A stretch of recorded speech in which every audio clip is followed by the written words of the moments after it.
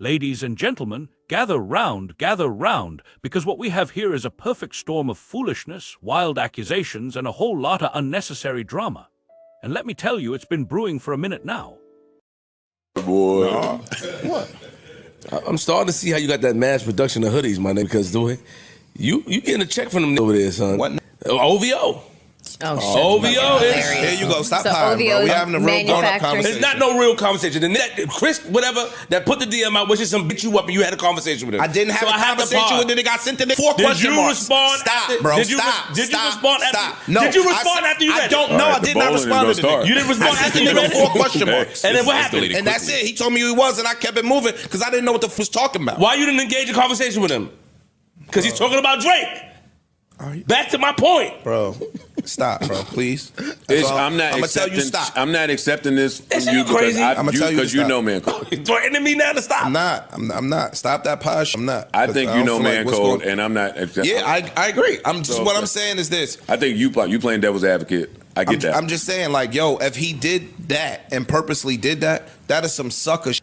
You are ratting. If you purposely did that, that is some sucker shit. I don't know that to be true. But you none of believe it us to be do. true. That's what Buckle up, because I'm about to take you on a journey that involves all the ingredients for disaster. Accusations, heated egos, a bit of shady maneuvering, and some unfiltered opinions that come straight from the heart. Or perhaps from a place that's just trying to get attention. So we're talking about Joe Budden and his podcast crew.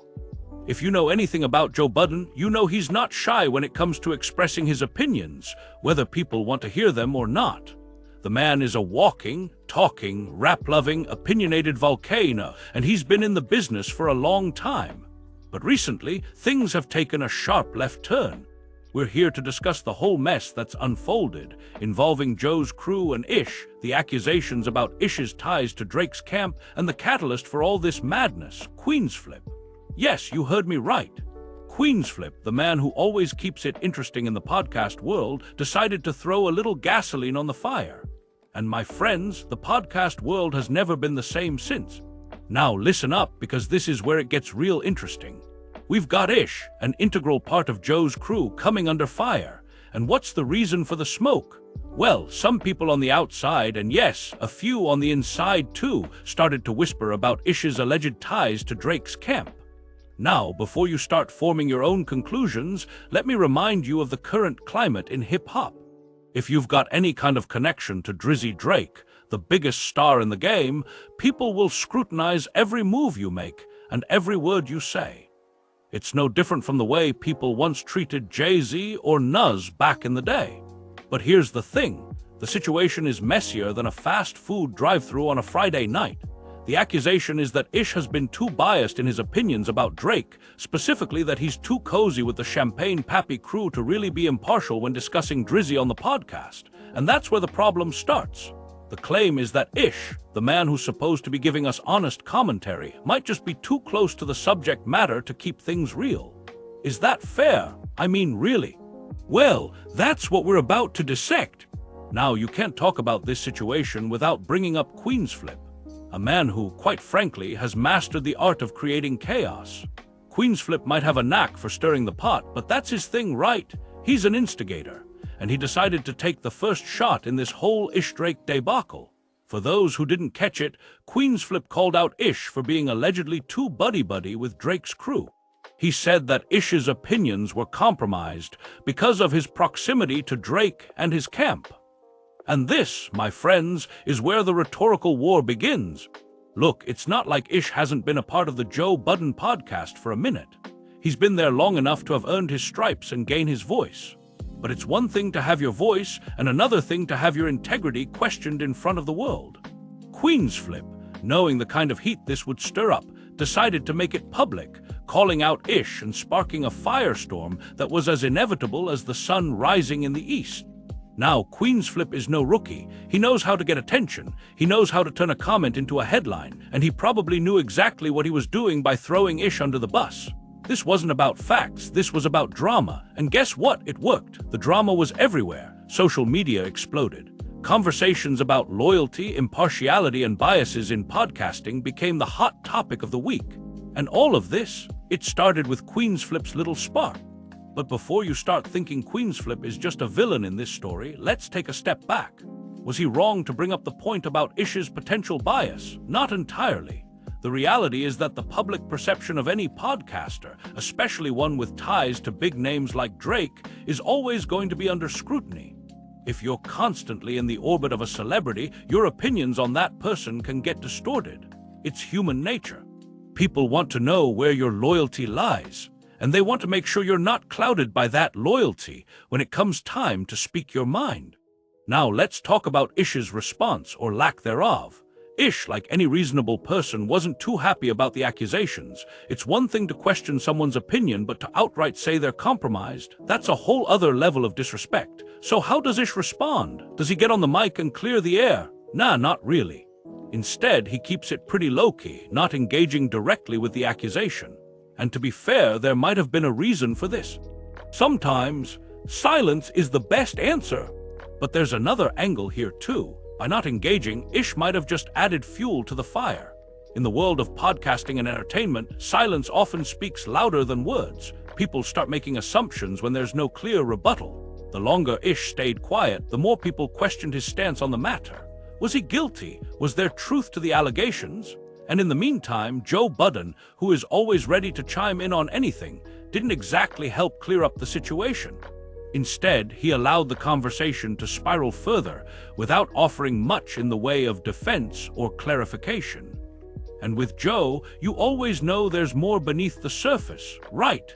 There's always a little undercurrent to everything he does. But here's the thing about this whole drama. It's not just about Ish, Drake, or even Queenzflip.